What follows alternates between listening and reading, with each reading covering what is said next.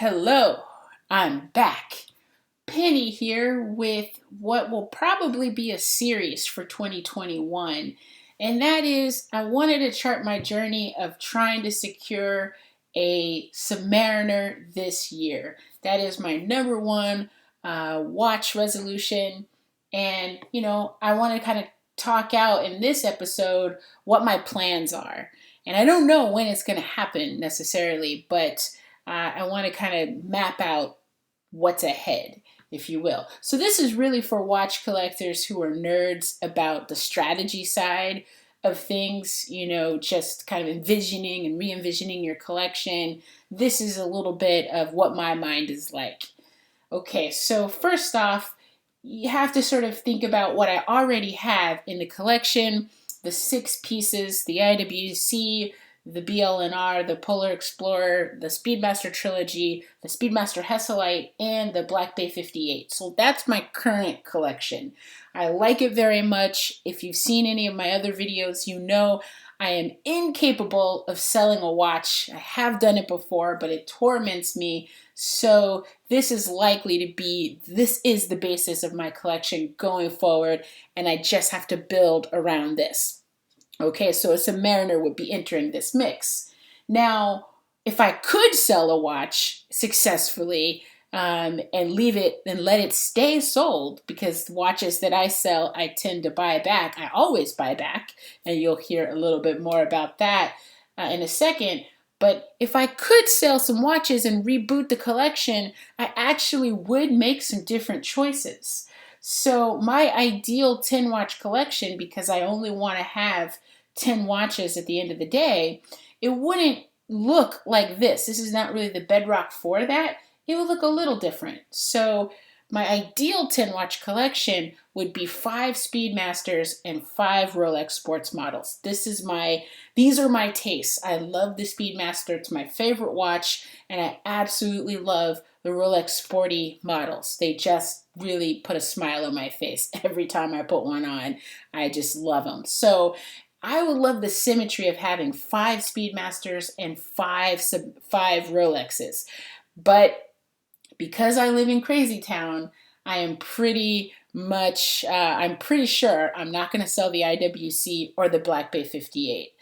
And that's just the way it is. And so if I only want 10 watches, my collection, this is sort of my dream collection. Again, if I wasn't a tax-paying resident of Crazy Town, I would sell 2 watches and move more toward this. I mean, just think about it. I could have the 2 Speedmasters I already have, an Ultraman, the Speedmaster Mark 40, which is actually kind of hard to find. There are not a lot of them out there. There used to be a ton, but they're kind of drying up. And then Alaska Project, I could really kind of hunt that one down, which doesn't come available, so often either. Those are just, wow, that Speedmaster lineup right there just really would be amazing. And then the Rolexes, I already have the BLNR. I do want a Daytona someday. My dream Submariner is the Kermit. And then maybe a Datejust. That Datejust position kind of fluctuates because I could imagine other things there too. Anyway, this would be the ideal collection, but I live in Crazy Town, so it's not going to be the ideal collection. So the collection that is ideal, given my limitations, that is more attainable, is this idea here of those are the Rolexes on the top row, and then on the bottom row, it's kind of a mixture of the brands. We're still, maybe getting another Speedmaster in there. And then I would reacquire the Milgauss, which I have owned before and sold. It haunts me that I've sold it, so I'm really, really, really sure. I'm pretty sure I'm going to get a Milgauss. So then that would be the 10-piece collection. It's a lot of fun as a watch enthusiast to kind of keep imagining constantly what this will be. Until I hit 10, I guess anything is possible. So there's another variation of this in case I don't get a Daytona for retail, because it doesn't make me happy or excited to think about paying over retail for these watches. I have to get them at retail. That's another one of my goals. Well, I'll say a little bit more about that when I talk about the Submariner. But if I can't get a Daytona at retail, then what about the CHNR? I really like that too. The root beer, either the current run of the root beer or maybe even a vintage root beer. I might be able to do that. In terms of just like finding a good example and making sure that I can service it. So that's another idea of what an alternate collection could look like for me. So now that we have that out of the way, where's my collection headed, or where do I think it's headed, and why do I want a Submariner? Let's think about that for a second. It really helps me to talk things out. To all my friends, all my imaginary friends on YouTube, shout outs to you. So why a Submariner?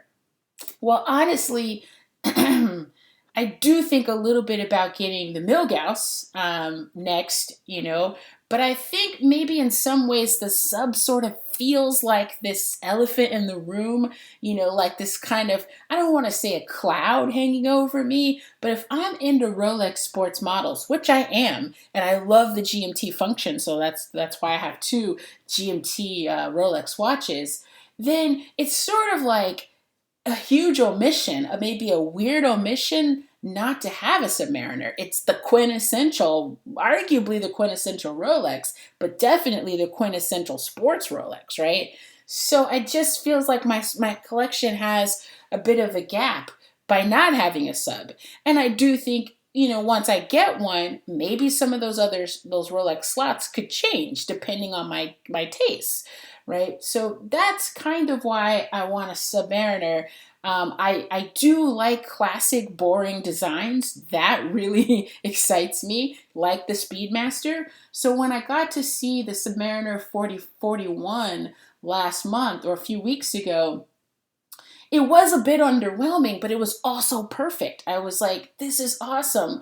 Whoa, but this is really kind of basic.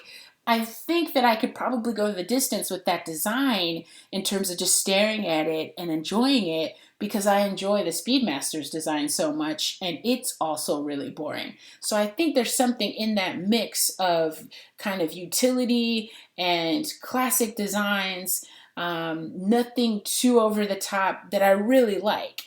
Now, the outlier there, or the exception there, is the Milgauss, because the Milgauss is none of those things, right? The Rolex Milgauss, boom.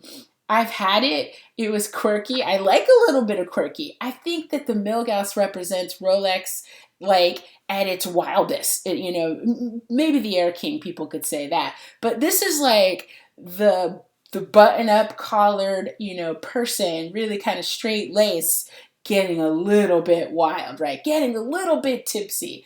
And that's kind of how I am. I'm a pretty straight-laced, boring person, and I feel like the Milgauss is sort of pushing you to your limits if you're that kind of person. It's just it's as radical, as wild as I can get, in terms of design. So I really did like having it. I only sold it because I got the call for the BLNR, and I wasn't quite ready for buying the BLNR, and so it just felt like the responsible thing to do to sell the Milgauss and put that into it. So I did that.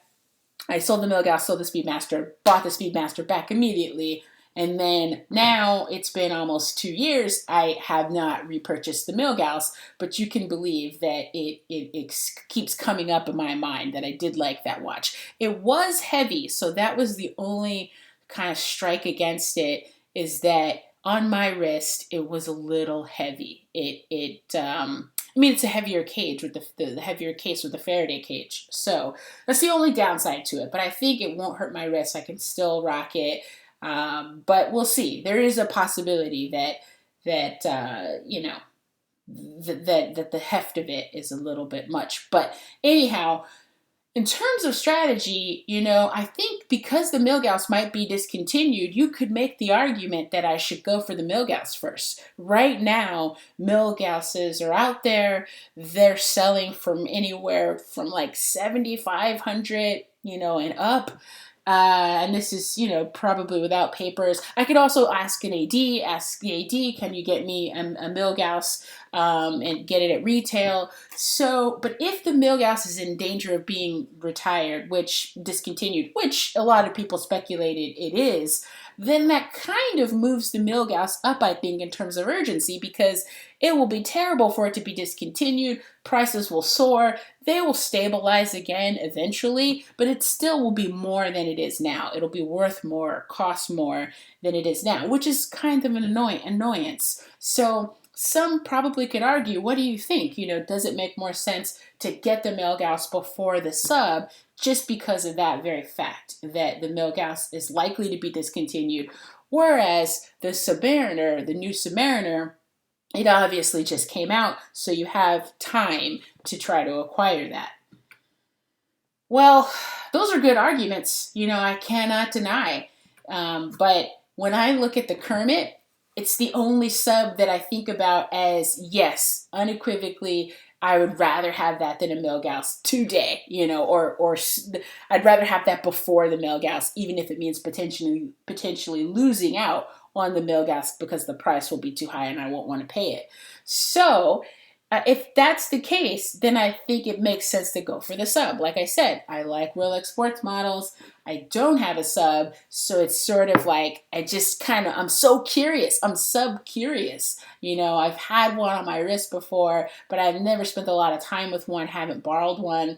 And this one is, a little less classic, a little less boring, but again, it's just a date sub with the green bezel, so it's not too radical. But this is the one that I most want. Although, if I really dive deep and think about the subs, there are a few other options that I have liked and that I do like. So another contender would be a pre-ceramic Submariner, the 14060, which I actually like much, much more than the contemporary subs in terms of this fitting of the case. I love that size of the case, and I even love that it has an aluminum bezel that has charm, though I think I probably prefer ceramic bezels more because they dazzle, they sparkle, they're shiny, pretty little things.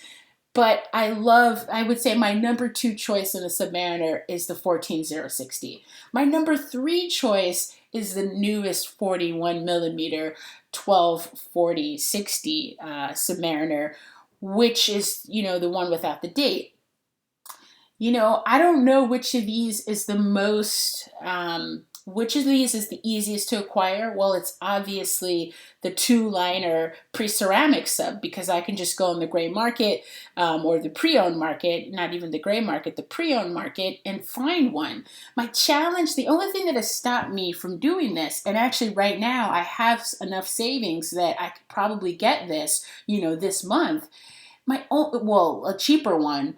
My main hesitation is that you want to be able to get it from a credible place that also ups the price. You just never can be 100% sure that you're getting the real deal until you get it authenticated. So it's kind of like the steps involved and a little bit of the risk involved in getting a Submariner, which is probably the most faked watch ever, right? That I don't know, there's something I'm a risk averse person, and it feels a little risky to get a discontinued pre-owned Submariner, from this era that I will not be able to look at and tell you if it's real or not. So I have to do that work to just make sure it is.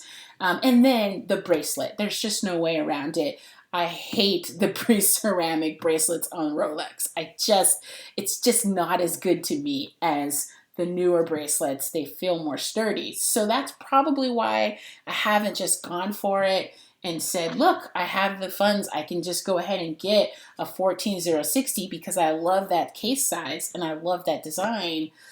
I don't know, So then that means that the current sub without a date would be probably more attractive to me, all things considered.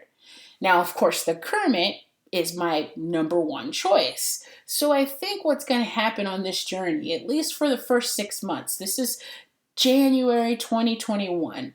For the next 6 months, I am going to, maybe even a little bit longer than 6 months, I'm going to let my AD know once I have the funds. I probably need a little bit more time, another month or 2 at most, to make sure I have enough in our watch fund for the Kermit.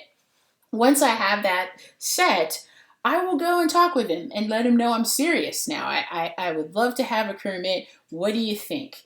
And I will wait. There's no harm in waiting. The only thing that can happen in that time is that maybe the Milgauss will be discontinued, and then my watch fund will hopefully continue to grow. We'll hopefully be able to continue to keep putting money aside, and it kind of feels good when you have money in your watch fund that you're not spending. And it does make you think about, like, do I really want to spend all this money? And this is before the Rolex price increases, which are predicted. Do I really want to spend all of this money that's right here on this watch? It's some soul searching might have to happen, while you're sitting hanging out with your funds.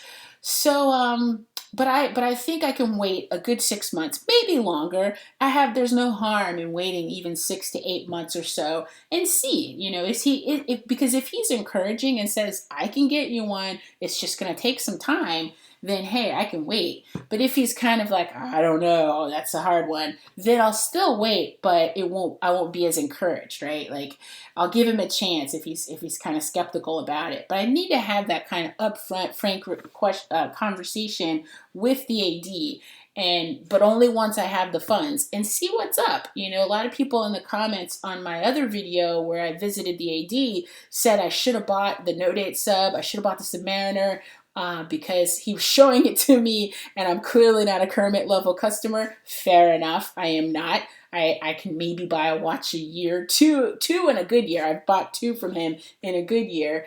But people were saying, hey, you should go for what he's offering, which was the Wimbledon and the Note 8 sub, or just the Submariner. So that may be fair. I think if that's the case, he will have another sub at some point that's without the date, and I will go for it then if he gives me, no hope for getting a Kermit. But he hasn't shut that door yet. He hasn't said, no, Penny, you're not going to get one. I don't think so. And he's been clear, because in the past when I wanted a Hulk, I wanted a Hulk before they got discontinued, and he straight up said, "Nah, I don't think that's gonna happen."